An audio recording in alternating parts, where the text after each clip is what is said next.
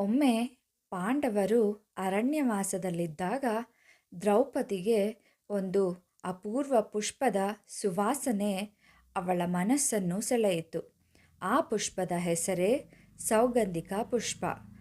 ದ್ರೌಪದಿಗೆ ಆ ಪುಷ್ಪವನ್ನು ನೋಡಬೇಕೆಂಬ ಆಸೆ ಉಲ್ಬಣವಾಯಿತು. ದ್ರೌಪದಿಯ ಆ ಆಸೆಯನ್ನು ಪೂರೈಸಲು ಪಂಚಪಾಂಡವರಲ್ಲಿ ಒಬ್ಬರಾದ ಅತಿ ಬಲಶಾಲಿಯಾದ ಭೀಮ ಅದನ್ನು ತರಲು ಹೊರಟನು. ಅವನ ಹೆಜ್ಜೆಯ ಸದ್ದು ಕೇಳಿ ಕಾಡಿನ ಪ್ರಾಣಿಗಳೇ ಭಯದಿಂದ ಓಡಿಹೋದವು. ಪಕ್ಷಿಗಳು ನಿಶ್ಶಬ್ದವಾಗಿದ್ದವು. ಭೀಮನಿಗೆ ಲೋಕದಲ್ಲೇ ತಾನೊಬ್ಬನೇ ಶಕ್ತಿವಂತ ಎಂದು ಭಾವಿಸಿದ್ದ. ಹೀಗೆ ಅವನ ಪ್ರಯಾಣದ ಮಧ್ಯದಲ್ಲಿ ಒಂದು ವೃದ್ಧ ಕೋತಿ ದಾರಿಯ ಮಧ್ಯೆ ಮಲಗಿ ವಿಶ್ರಾಂತಿ ಪಡೆಯುತ್ತಿತ್ತು.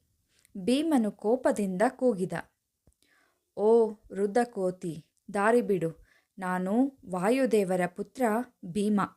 ನನ್ನನ್ನು ತಡೆಯೋ ಧೈರ್ಯ ಯಾರಿಗೂ ಇಲ್ಲ" ಎಂದನು. ಅದಕ್ಕೆ ಕೋತಿ ನಿಧಾನವಾಗಿ ಶಾಂತವಾಗಿ ಉತ್ತರಿಸಿತು, "ಓ ಮಗನೇ, ನಾನು ಬಹಳ ವೃದ್ಧನಾಗಿದ್ದೇನೆ. ನನ್ನ ಬಾಲವನ್ನೂ ಸಹ ನಾನು ಎತ್ತಲು ಸಾಧ್ಯವಾಗುತ್ತಿಲ್ಲ. ನೀನೇ ಸ್ವಲ್ಪ ಸರಿಸಿ ಮುಂದೆ ಹೋಗು" ಎಂದು ಅಸಹಾಯಕವಾಗಿ ನುಡಿಯಿತು. ಭೀಮನು ನಗುತ್ತಾ ಬಾಲವನ್ನು ಎತ್ತಲು ಪ್ರಯತ್ನಿಸಿದ. ಆದರೆ ಅಚ್ಚರಿ ಎಂಬಂತೆ ಅಲುಗಾಡಲಿಲ್ಲ. ಎಷ್ಟೇ ಶಕ್ತಿ ಪ್ರಯೋಗಿಸಿದರೂ ಬಾಲ ಚಲಿಸಲಿಲ್ಲ.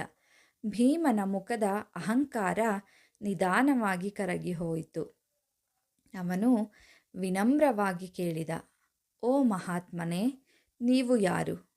ನಿಮ್ಮ ಬಾಲವನ್ನು ನನ್ನ ಅತೀವ ಶಕ್ತಿಯಿಂದಲೂ ಅಲಿಗಾಡಿಸಲು ಸಾಧ್ಯವಾಗುತ್ತಿಲ್ಲ." ಆ ಕ್ಷಣ ವೃದ್ಧ ಕೋತಿ ನಗುತ್ತಾ ತನ್ನ ನಿಜರೂಪ ತೋರಿಸಿತು. ಆ ಕ್ಷಣದಲ್ಲಿ ಪ್ರಕಾಶವು ಎಲ್ಲೆಡೆ ಹರಡಿತು. ಭೀಮನ ಮುಂದೆ ಒಂದು ಅಭೂತ ಶಕ್ತಿ ಪ್ರತ್ಯಕ್ಷವಾಯಿತು. ಅವರೇ ರಘುಕುಲ ತಿಲಕ ಶ್ರೀರಾಮನ ಪರಮಭಕ್ತ ವಾಯುಪುತ್ರ ಹನುಮಂತ. ಹನುಮಂತನು ನಗುತ್ತಾ ಹೇಳಿದರು, "ಭೀಮಾ, ಶಕ್ತಿ ಅಹಂಕಾರದಿಂದ ಅಲ್ಲ, ವಿನಯದಿಂದ ಪ್ರಕಾಶಿಸುತ್ತದೆ. ನೀನು ಬಲದಿಂದ ಶಕ್ತಿಗಳನ್ನು ಜಯಿಸುತ್ತೀಯ. ಆದರೆ ಶಕ್ತಿಗಿಂತ ದೊಡ್ಡದು ವಿನಯ ಮತ್ತು ಭಕ್ತಿ." ಭೀಮನು ವಿನಯದಿಂದ ತಲೆಬಾಗಿದನು.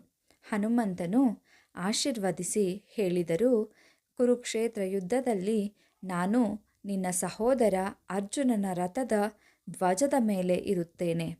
ನನ್ನ ಸ್ವರೂಪದಿಂದ ಪಾಂಡವರಿಗೆ ಧೈರ್ಯ ಮತ್ತು ವಿಜಯ ದೊರೆಯುತ್ತಿದೆ." ಹೀಗೆ ವಿನಯವೇ ನಿಜವಾದ ಶಕ್ತಿ ಎಂದು ಭೀಮನಿಗೆ ತಿಳಿಸಿದರು ನಮ್ಮ ಹನುಮಂತ.